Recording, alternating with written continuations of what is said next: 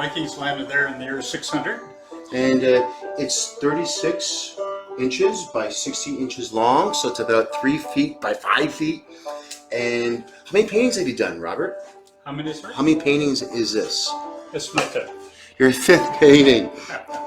Oh my God! Hi, Robert. It's his fifth painting. This is his fifth painting. It's absolutely gorgeous. I know this camera is not doing it justice, or my camera in there, but I know that camera is really good, so we're not seeing the real thing. Okay. But if I just tilt it down a bit, like the grass. Here, I'm just gonna walk it over this way. That's your fifth painting. Isn't that great? Like this grass work is great. Like you see all the work he's putting into it, the fence. If that's your fifth painting, Wow, that's fantastic. You know, his fifth painting. Yeah, it's going to go to the Toronto place, right? Yes. Well, I'm trying to change that, but Okay. But it ultimately will end up there probably. Yeah. This is what we do in Collingwood Art School. Yeah. Is we help people paint and make art and grow and expand and. Couldn't have done it without you, Jason, with your direction and your expertise. Yeah, and we're still moving on. He's working into here. So, are you taking a break, or did you want a new palette? I'm ready to get the rolling grass in now. Oh, okay, so we were talking about how it's going to roll. So I'm just going to give him a couple of chalk marks, and then it's up to him to make these decisions, because he put in his darker grass, and now we're going to put in some of his lighter grass, and it's kind of arcing. So if I do a line going across, it's ragged, right? Right. So it's more lighted here anyways, so it's light there, and it comes down. Maybe it comes down even more.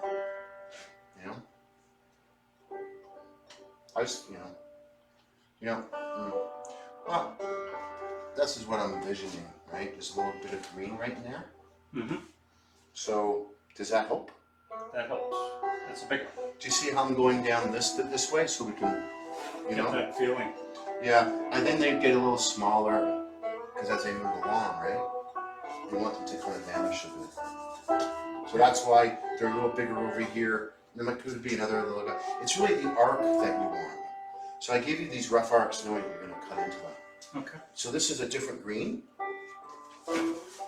So I would suggest that we move into adding some yellow to the sap green or the hooker's green. We're using a Tri-Art product, a Canadian product. So here's some more sap green. And the sap green from Tri-Art is pretty dark. Usually sap green is a little bit lighter. But I'm going to give you a little tester of color. Okay. So I would suggest, if you had a permanent green even, but we're just going to take the sap green. So what's nice about sap green, it's a warm green, and we really do like warm greens in the northern hemisphere. If we lived in Miami, we'd want the cold green, which is the phthalo green, Verdarian green, but we're using sap and hooker's green, and I'm even going to add a little bit of raw umber to it, just to, What do you think of that tone? Okay. So if I just made a little blotch of color. I know this camera's kind of hard to tell, but from where we are, you see I just want to go a little lighter. We can even go a little lighter than that, right? So let's bring this up right to the edge.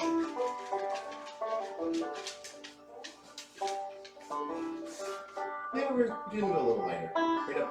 So all I want are the tops. Okay. Okay, tops. Kind of like this. Yeah. Well, yeah, but a few of them, quite a few of them. Okay. Yeah. They almost have a furry look to them. Okay. You see another. They're very organic looking, so they're coming up, they're coming down. So you see, I didn't do one arc. I did many different little arcs, so that way you don't, because it's growing up, coming down a bit, going up, but the whole thing is going up. Yeah. And I think about there, it's nice. I would start a little bit, we don't want to go too light, because that way we don't want too much of a contrast. You could always turn up the volume a bit later on. But I think that's a good color to start with. Okay. You're going to work with a smaller brush at first, because you're doing more of the detail. As you move along in your painting, you get to this mess where it's all about the details. Especially in the painting like this one that has so much detail in it. So I'm going to leave Robert alone now, and I'm going to come back over to this side of the room again and move everything. And thank you. He's a very good sport. And we do have a night class tonight, and unfortunately, I would love to go live in my night class, but my students wouldn't. So we're going to go back over to here in the sky. So it didn't take me very long to change that sky around. I'm still going to put some more color around, and it is dancing, and it looks like it's moving. The sky's kind of nice when you play with two different hues and kind of work it, into it a bit. Create some hollows and try to eat into some color. Create some movement. Right? The sky's moving. The earth is moving. Everything's moving. And again, I want to thank Gord for playing. Right? Right to there. And because I'm throwing a warmer ultramarine blue, and it's right over top of the colder blue, we got some really interesting movement going on. So I'm going to clean this part here up a bit, go a little heavier, a little bit more paint. Go right into there. Oh, I'm going to go a little light, go a little darker. Okay. I'll do a surface blend now. Just kind of blend it up.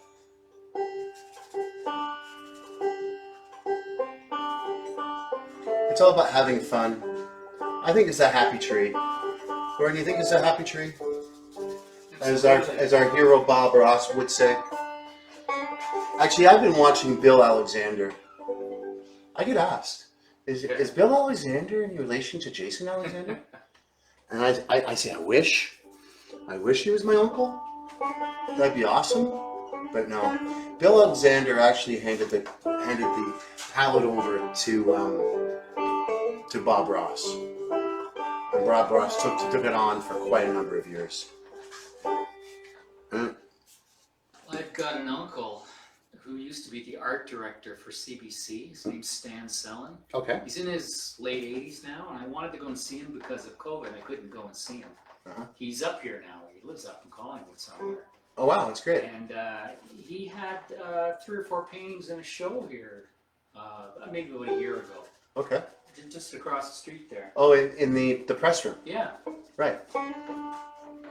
Oh, great. And he's your uncle? Yeah. Oh, wow. Never met him. Never met him. Never met him. Wow. We have a close family. Obviously, yeah. Never met him. Wow. So I'm just kind of blending things up, letting color transitions happen. Never met him. Families are strange sometimes. Okay, I'm keeping an eye on my reference up on top of my easel or over here. Still want to get the same look going. But it's really nice when you paint over acrylic paint with oil paint. There's not that much saturation into the canvas, so it's really a surface blend. And oil paint stays wet for quite a while, so you don't have the time factor that you have with acrylic. Yeah, no hurry. Oh yeah. Acrylic is hurry up and paint. Yeah. Hurry up and paint before it dries. Oh no, it's too late. It just dried.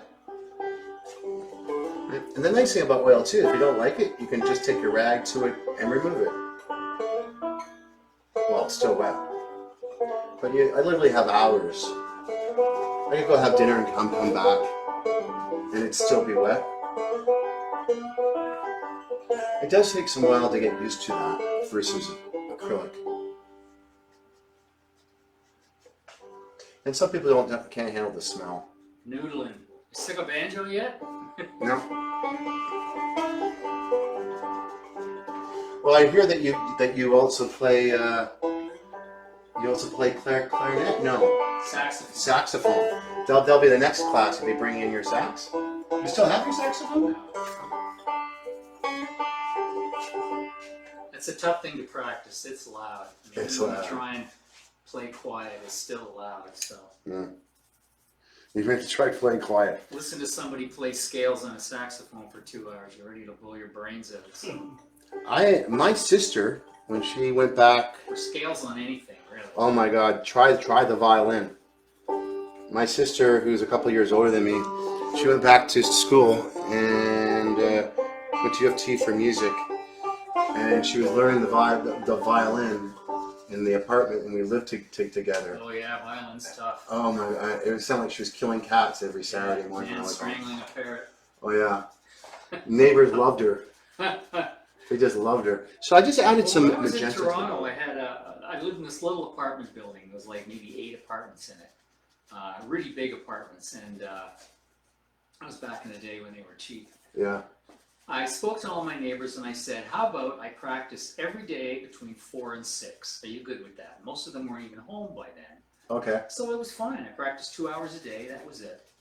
Never bothered them like on a weekend or whatever. You never played Saturday or? Yeah, and so, and I could go walk to the job that I had. I had the keys to the place, and I could go up on the roof. Okay. Downtown on Parliament, Nice. Queen area.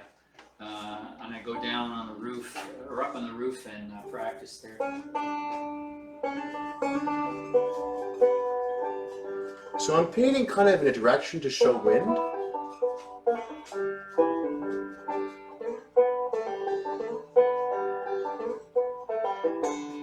Well, I know a rooftop you could play here in Collingwood. Oh yeah, it's fun. Yeah, I wanted to. Okay. So I'm just kind of finishing up the sky, kind of looking at it, going, it's lighter, it's closer to my original, but I mean,